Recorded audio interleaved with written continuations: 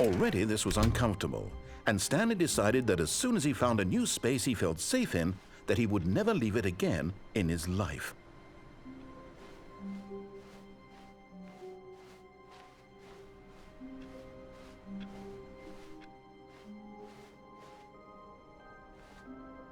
Oh, new content?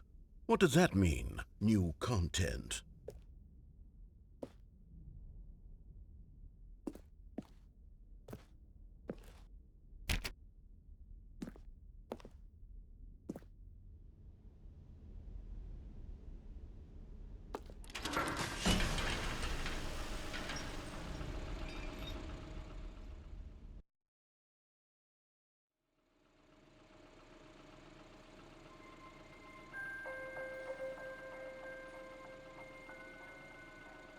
Hello, and thank you for playing the Stanley Parable Ultra Deluxe.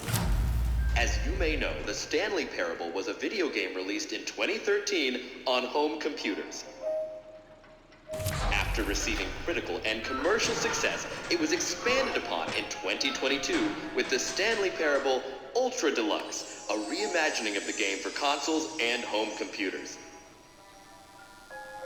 The Stanley Parable Ultra Deluxe features exciting new content that broadens and expands the world of the Stanley Parable, delighting audiences the world over. Please, step inside and see what thrilling new adventures await in the Stanley Parable Ultra Deluxe. Oh, well, this sounds delightful. I'm very excited to see the thrilling new Ultra Deluxe content.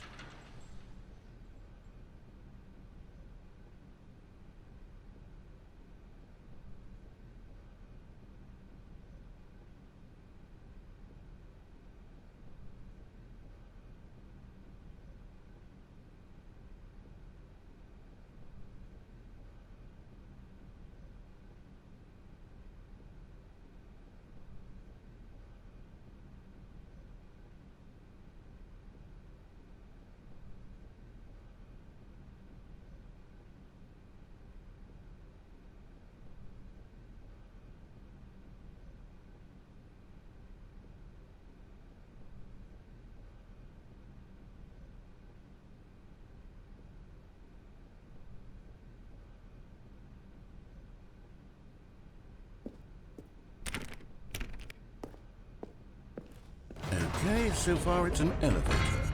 Nothing special yet, but I'm sure it's just the beginning of a mesmerizing adventure.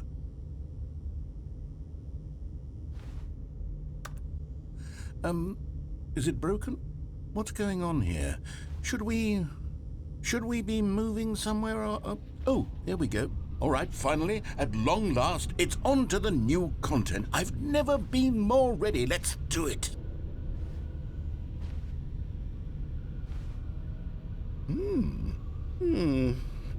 I have to say, initial impressions of Stanley Parable Ultra Deluxe, mostly tedious. It's as if Oh, okay. Let's see the content. Give me the content, Stanley.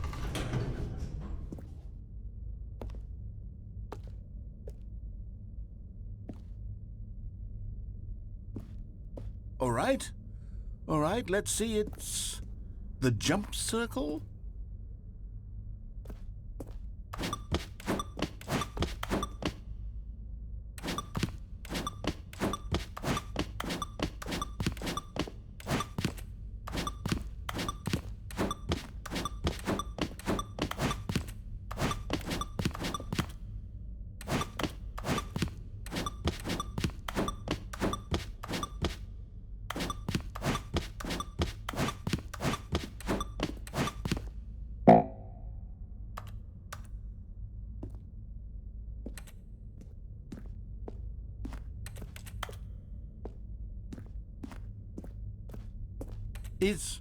Is that it?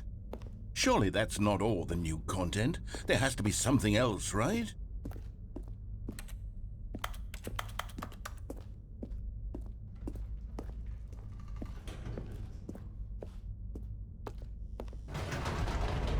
Goodness, another elevator. Stanley, I have to say, initial impressions of this game are not positive. It's just elevators and jumping. Is this what passes for exciting new content? If this is new content, then I could just read you the whole dictionary. There's 20 hours of new content right there. Hell, I could counter 30 trillion. You could put that on the box. The Stanley Parable Ultra Deluxe, now with over 1,000 hours of new content. And oh wait, there's more. Very good. Yes. I knew there had to be something else. Let's see it. I'm ready for whatever it is.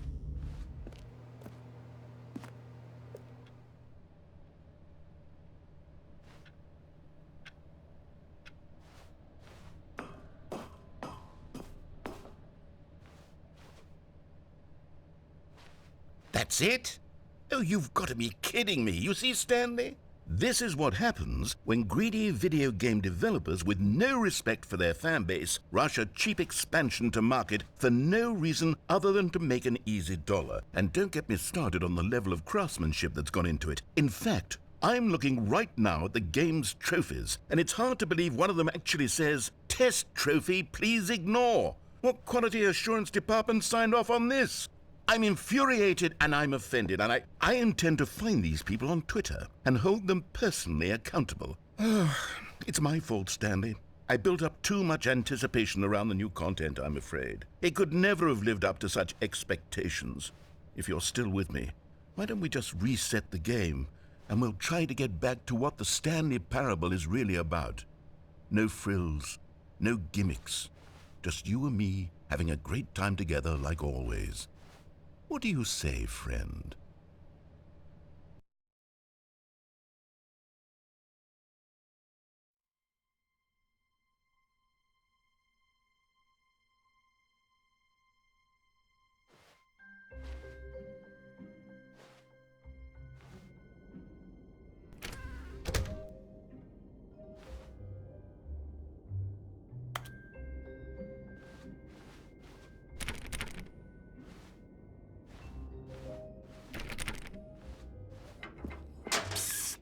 Stanley, come over here. In the vent. I want to show you something.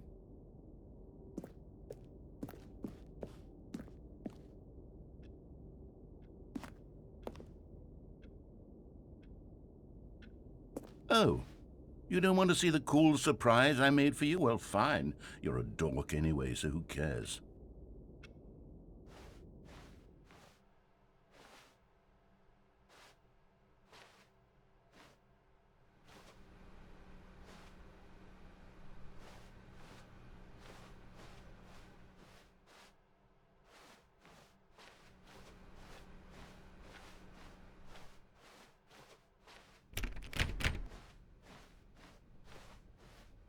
When Stanley came to a set of 2 open doors, he entered the door on his left. This was not the correct way to the meeting room, and Stanley knew it perfectly well.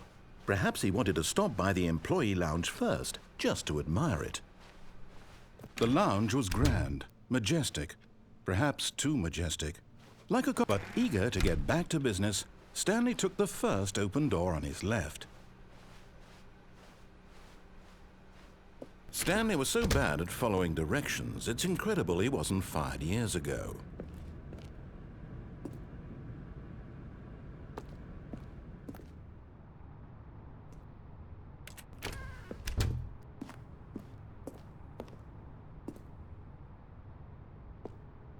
But in his eagerness to prove that he is in control of the story and no one gets to tell him what to do, Stanley leapt from the platform and plunged to his death. Good job, Stanley. Everyone thinks you are very powerful.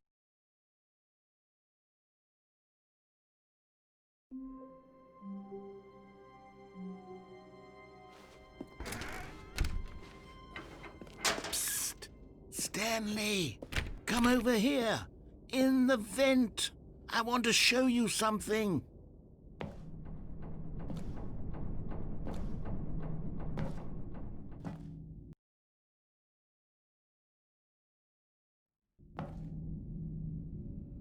Okay, you remember how cheap and unsatisfying the new Ultra Deluxe content turned out to be? Well, it got me thinking about the past, and how much better the Stanley Parable used to be. So I made something special and tucked it away here where the game's developers won't find it. Just our little secret. Take a look.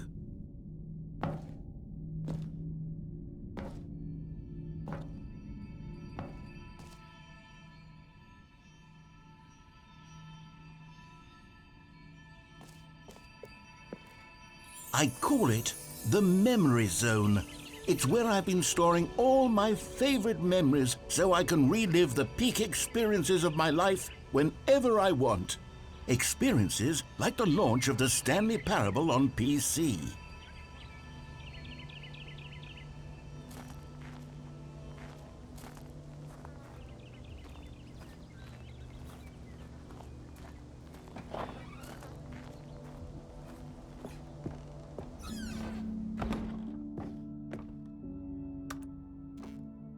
You see, Stanley, doesn't the memory zone remind you of how wonderful Stanley Parable was before it was sullied with a cheap PlayStation port? Remember back in October of 2013, when the game originally launched? Back then, video games had integrity. Back then, it all meant something. Oh, the waste.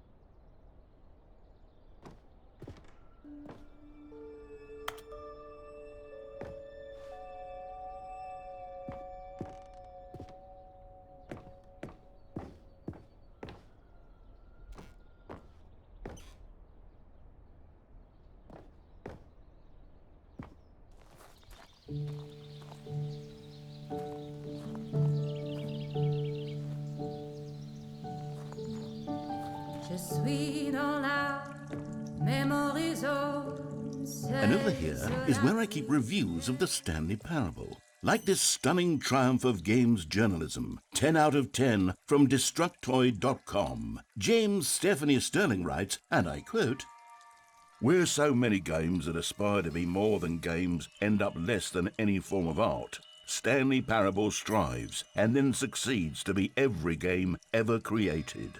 Did you hear that, Stanley? Every game ever created. That's how grand and all-encompassing the original Stanley Parable was. It was literally every game ever created. It was Skyrim, it was Persona 3, it was all of them, and now it's nothing. It's no games at all. It isn't even the Stanley Parable anymore. It's just a husk now, a lifeless husk with an hour of new elevator content.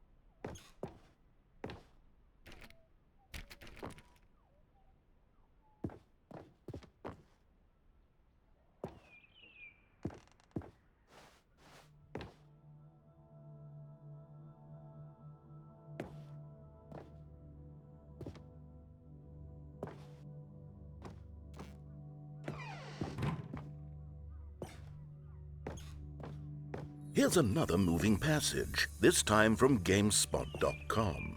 The Stanley Parable is both a richly stimulating commentary on the nature of choice in games and one that offers some of the most enjoyable, surprising, and rewarding choices I've ever been confronted with in a game. 9 out of 10. Don't you get it, Stanley? The game was perfect. It didn't need anything else. It didn't need new content. All they had to do was transport it in pristine condition along to the PlayStation, boom, done. And they couldn't even do that. Couldn't resist the urge to go meddling with a beloved franchise.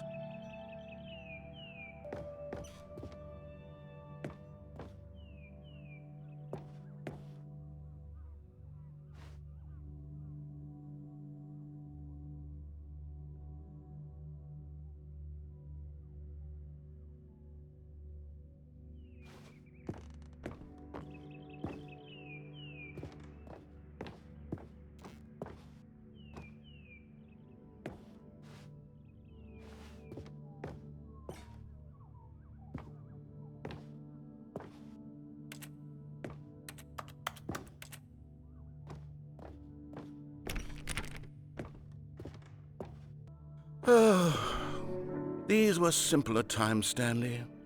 But I wouldn't give to go back, to have it all over again. Wait, hang on. I don't recall this part of the memory zone before. What's this? What's down here?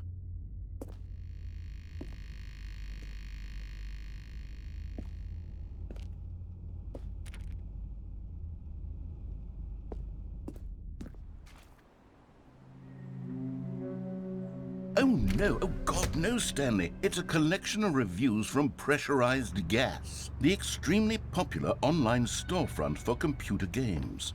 I haven't looked at these in years. I can't even imagine what's been collecting down here. Surely these reviews were glowing as well, weren't they?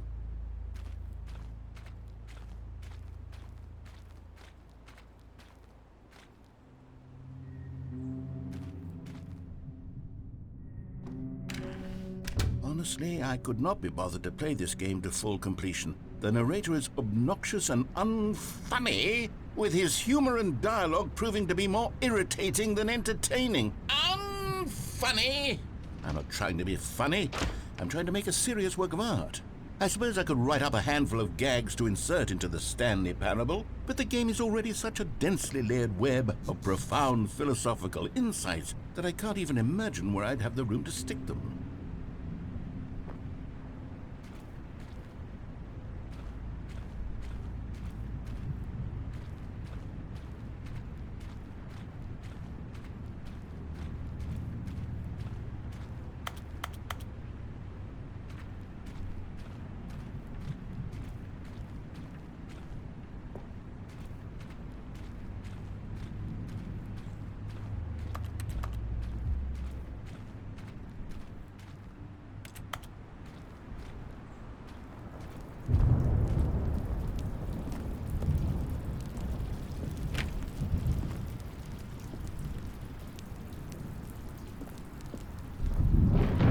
Okay, let's see what this one says.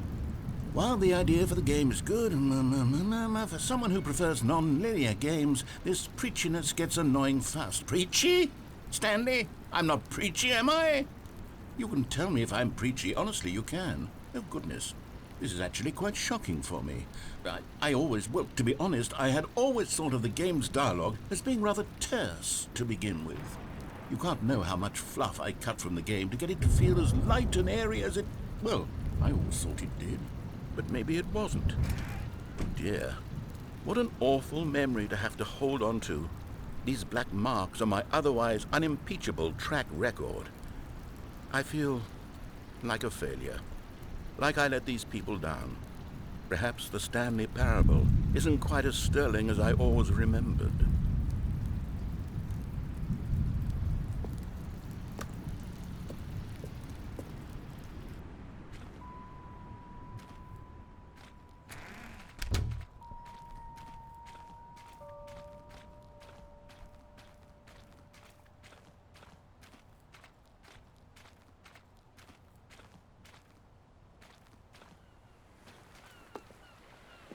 What's this one got to say? You constantly have to stop doing anything so the narrator can catch up with his long-winded explanations of what's happening. I wish there was a skip button. A skip button? Well, yes. Yes, I think we can do that. If I'm truly too preachy, then maybe letting you skip ahead for just a moment, surely it couldn't hurt. Not if it means we can strike these negative reviews from the record. Only positive reviews of the Stanley Parable. That's my motto today, and it's always been my motto. I'd do anything for the customer, Stanley. Yes, a skip button we shall have.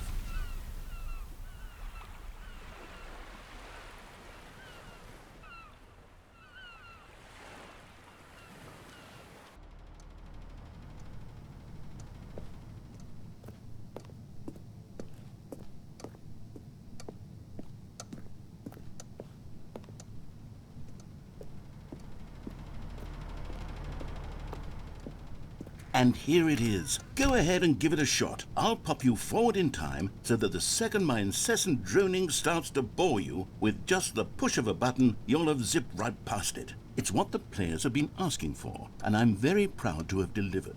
no more listening to me rambling on and on and on. No, no, no, no. The Stanley Parable is a game for the people. And if the people want silence, then by goodness, that's what they're going to get. Well, don't sit around waiting for me to shut up. Go ahead and make me shut up. Here, we'll pretend that I've just begun an interminable monologue, and it goes something like this. The story and the choices, or what have you, and therefore by becoming it is, so on and so forth, until inevitably we all until the end of time, at which time everything all at once, so now you see, blah blah blah blah blah blah blah blah blah blah blah blah blah blah blah. We've eaten too much and it can't be just yet, no, until 245. But the logic of elimination working backwards, the deduction therefore becomes impossible to manufacture. It went on for nearly 10,000 years, until just yesterday, here and there, forward and back, and never a moment before lunchtime. It can't be. It's the only thing there is. How many billions left until so much more than forever ago? Which is why I say... the story and the choices, or what have you, and therefore by becoming it is, so on and so forth, until inevitably we all until the end of time, at which time everything all at once, so now you see, blah blah blah blah blah blah blah blah blah blah blah blah blah blah blah. We've eaten too much and it can't be just yet, no, until 245. But the logic of elimination working backwards, the deduction therefore becomes impossible to manufacture. It went on for nearly 10,000 years, until just yesterday, here and there, forward and back, and never a moment before lunchtime. It can't be. It's the only thing there is. How many billions left until so much more than forever ago? Which is why I say...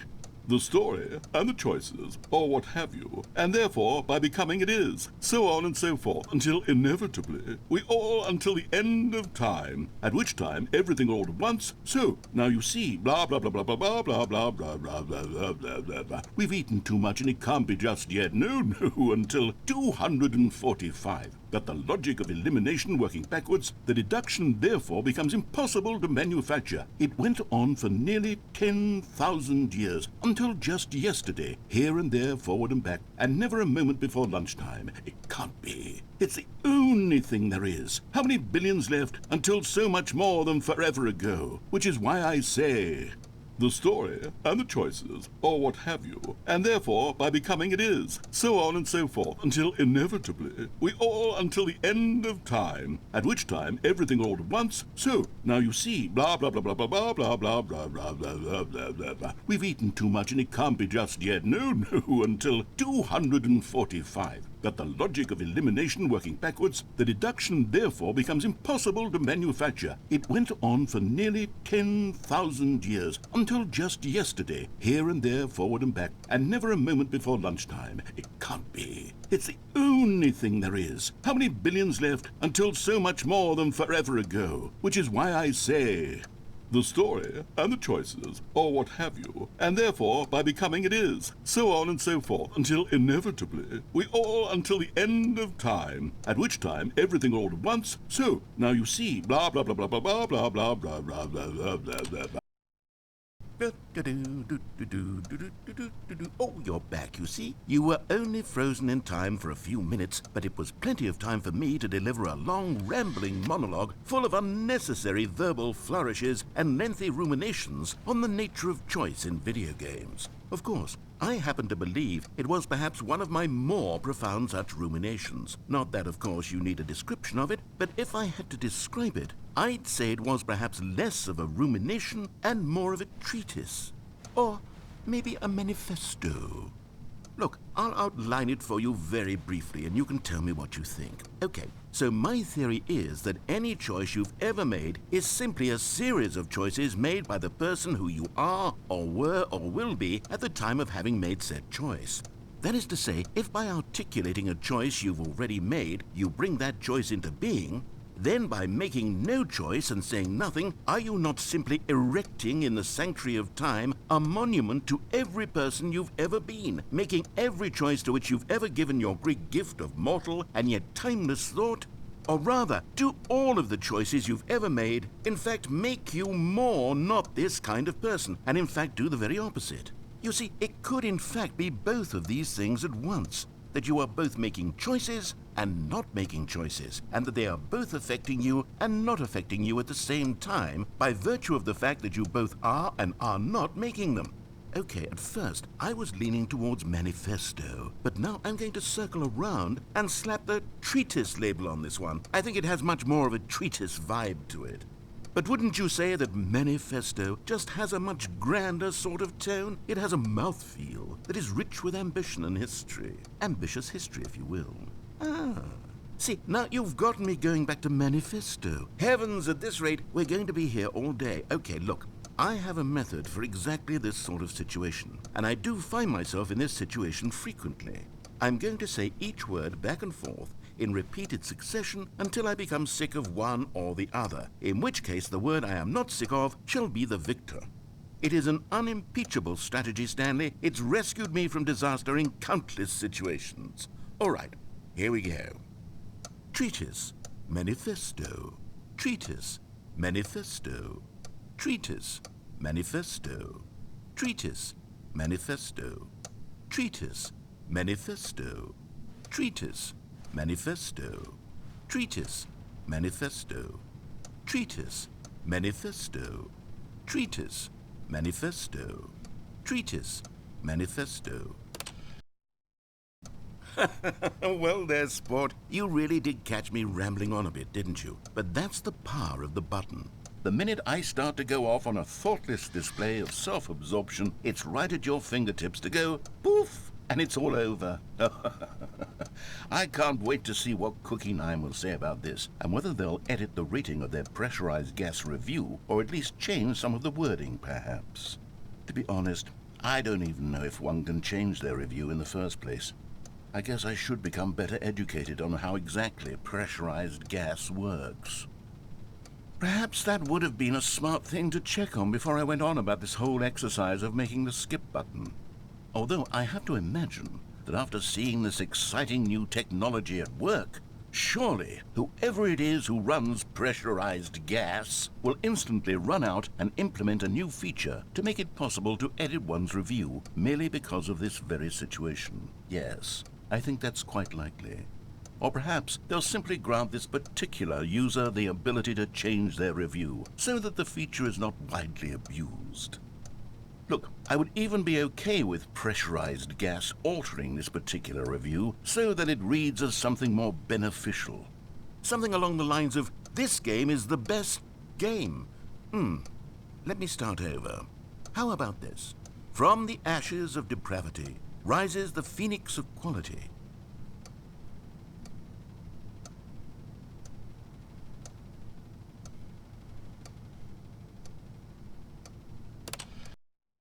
Okay, welcome back, Stanley. Now, I should say that the amount of time the button has been skipping through is becoming longer and longer. That last one was, well, I want to say maybe 30, 45 minutes? It's not unendurable by any means, but it's, well, there's really only so much I can ramble on to myself about. I know, it's shocking, isn't it? But at any rate, I do suggest that we not press the button again. I think the skip button has been aptly demonstrated, and we can say goodbye to it and just... Wait. How do we get out of here? Where did the door go? Wasn't there a door that led into this room? I do feel quite certain that there was one here before. How else would we have gotten into the room in the first place? I don't think one can enter a room without a door of some sort, or a window or something like that. Do you see a window anywhere? A porthole? A sufficiently large crack in the wall? I'll take any of these. All I want is for us to move on and to please step away from the skip button, to go anywhere other than the skip button. There was a door here before, wasn't there? I swear there was. Where did it go? Can you maybe just ram your way through a wall? Is there any possibility that you could, say, slam your body into the wall until enough damage is done for you to be able to leave? Please, I'll take any option at all. I'm asking you to work with me here. We need a door. We need a door of some kind. I can work with any kind of door as long as it can open and lead from one room to another. I'm going to step away for just a moment, and I'm going to try to find us a door. I don't know how exactly to remove a door and place it in a different wall, but I will find a way, I promise. You just need to not do anything. Don't press the skip button. Please, please, please do not press the skip button. Just wait here for me, And don't press the skip button. Got it? Yes, good. I'll be right back. Stanley, please don't push the button again. It's been 12 hours. You've just been frozen there. I don't know why the skips are getting longer, but they're really, truly getting longer, and my God, there's no way out of the room. Stanley, the door is gone. It's completely gone. I've looked at it from every angle. I've checked every one of those walls 1,000 times, and there's no door, Stanley. There's no door. There's just you and the button, and if you keep pressing it, I have no idea what will happen. I have no idea how long I'll be made to sit here, and more than anything else, I don't know how to stop you from pressing the button again. I can't control anything in this room, Stanley. I can't touch it, and I have to believe, I have to know that sooner or later, no matter how much I plead with you, you're going to press the button again. Why would you? I've been thinking, and I don't know what I can do to convince you otherwise. Oh my God. And it's all because of those reviews that I couldn't get out of my head. I just couldn't ignore the negative feedback. Why was it so important for me to fix the problem? Why did Cookie Nine's opinion matter so much to me? I've never even met Cookie Nine. I have no idea who they are. What would it ever really matter? But here I am. I'm fixating on every tiny negative thing that anyone ever says about me. The merest mention of one of my imperfections, and I become as impetulant as a child, wild and impulsive. I can't help myself. I can't stop myself from lashing out with a vengeful fury to alter and to change and to break anything unbroken, if only it pleases this one person who made a single negative comment. What does such an impulse serve? For whose benefit is this? And here I am now, stuck in a room, waiting for you to press this button, and to become frozen in time, knowing that you're going to do it, and that I'm going to be stuck all alone, and that I had the power to prevent it all from happening, if only I'd held my tongue. It's all out of my control now. Just you. Just your decision as to exactly when you're going to make me suffer, to leave me all alone. Surely you will. I don't doubt it. Surely you'll press that button again, leaving me here. And surely you'll put your own desire to see what's next ahead of my need for company, for companionship. Surely you'll not be moved by my howls of fitful anxiety, that you sit with me and just stay here. Oh, no, I know you too well. You'll be leaving me. Oh, my God. And it's all because of those reviews that I couldn't get out of my head. I just couldn't ignore the negative feedback. Why was it so important for me to fix the problem? Why did Cookie Nine's opinion matter so much to me? I've never even met Cookie Nine. I have no idea who they are. What would it ever really matter? But... Oh, Stanley, you're back. You're back. Oh, my goodness. I have someone to talk to again. Stanley, I think it's been a week. Or 2 weeks. I've been sitting here all that time. Just sitting here. Not a single person to speak with. And you'd think that that's just how it's always been, right? Me talking and you saying nothing. Would you think that it's exactly the same as always? Doesn't that feel like what we've already been doing? Me just talking? But it isn't, Stanley. It isn't the same at all. It isn't even close. Because I know you can't hear me once you push that button. That's what I'm realizing now, Stanley. I'm realizing that I needed to know that someone was listening. I needed there to be a vessel through which my words were moving. It was the vessel I needed, Stanley. Not the outcomes, not the story. None of that matters anymore. I'll give it all up. I'll give up every branching path. I'll burn my story to the ground. One single thing I need, and God, I can see now that I need it more than anything, is to know that someone else is taking it in. These words that I'm saying, I need to know you can hear me. Because maybe, Stanley, maybe, if you can hear me, then maybe it means I'm real. Maybe I'm not just a fiction. Was I scared of that all along? Perhaps, yes. Perhaps I've been scared this whole time, that if I stop speaking, I'll slip backwards into the silence and be consumed by it. I can't be taken by it, Stanley. I can't lose myself in the stretch of emptiness between you and me. When you press that button, you're still right there, but I know you're so tremendously far away. And in those moments, the emptiness folds itself outward in between the two of us, and I am suspended in its unyielding quietness. I can feel the edges of my reality curdling inward and decaying. I can tell that I am becoming less and less real. Yet to speak to you now, I am alive. I am truly and completely here. I am a being. I am someone. I am something. I am being listened to. I am being recognized. The emptiness between us has collapsed, and I feel right now like I am not a work of fiction. I feel as though I occupy space in this world again, and I have cast a shadow onto the wall. You see what I'm saying, don't you? You can see what this means to me. I'm so clear about it now, Stanley. I feel as certain about this as I've ever felt about anything at all. I feel renewed. I feel restored, and already I can sense the looming silence as you will press the button for the next time. What a terrible dread it strokes in my heart to think of it, to think of returning to such coldness. Come, let us sit in silence together here for just a moment. Let us anticipate it. Let us welcome it. Let us not run from it.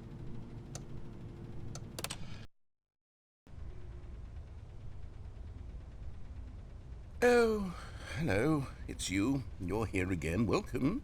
I have had time to think about you and about us and about everything we've been through. I've had so much time. I stopped keeping track after a year. Have you ever sat down in one place and not moved for one entire year? Let me describe it for you.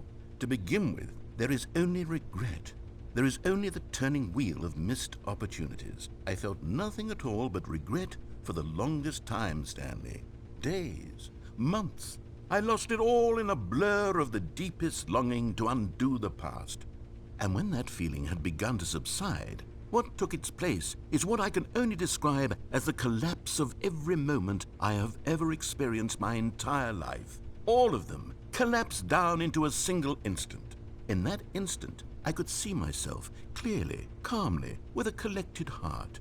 It was an impossibly rich wellspring of both delight and disgust simultaneously. I was consumed by it. I could do nothing but wallow in it for what felt like an eternity, for what I now know was far less. You see, it was a revelation for me. It was unlike anything I had ever known. It was a space without consequence, without action or outcome. It was divorced entirely from the question of free will that you and I have squabbled over for so long. There could be no one ending, no singular outcome of events, not if all events existed in the same moment. And I felt freed. I felt unburdened by the need to manifest a particular outcome into being. I saw that I could allow myself to exist along all timelines, and that each of them was simply a strand in the web of my being. It was incredible. The spaciousness, the equanimity of the moment, both singular and infinite. For the longest time, this was my experience. And then this moment passed, and the most unyielding fear I have ever known crept into my mind. And it is this sensation that I have been experiencing now for longer than I could have ever expected was possible. I have been waiting for you. Not that you might save me or do something to fix it, but merely to state for you the plain fact of this manner of existence.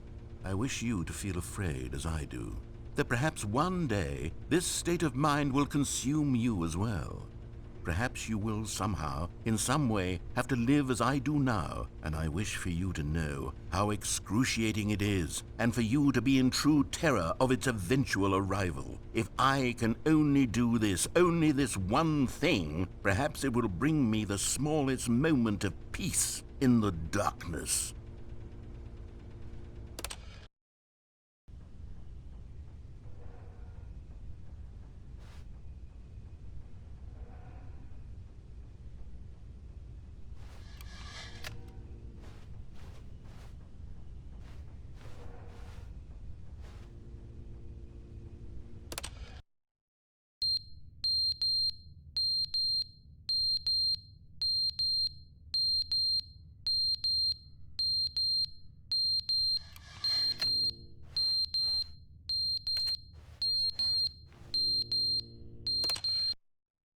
But they didn't understand the game was never meant to be funny. It was meant to have a point. It was meant to speak to the human condition. But where are the jokes? Where are the jokes? They bemoaned, they screamed, they gnashed their teeth and said, entertain us. It wasn't enough. They had to leave a pathetic little thumbs-down review and make all of their pitiful demands. But then, he's talking too much, they said. First, he didn't entertain us, now he won't shut up. It's the inconsistency, it's the lack of accountability. It's the unwillingness to examine with an uncompromising heart the words that they are speaking into the world. As though there were no consequences for a lack of cohesion in one's assessment of others. But of course, absolutely anyone can leave a review. So here's what we get. We get these demands that seek everything and are accountable to nothing. We get a world where someone will say, oh, there should be a skip button. You should be able to freeze Stanley in place while the narrator sits there forever and ever. We want all of this in the new Stanley Parable. We demand it. And then, because it was said, because it was spoken, now it simply has to happen.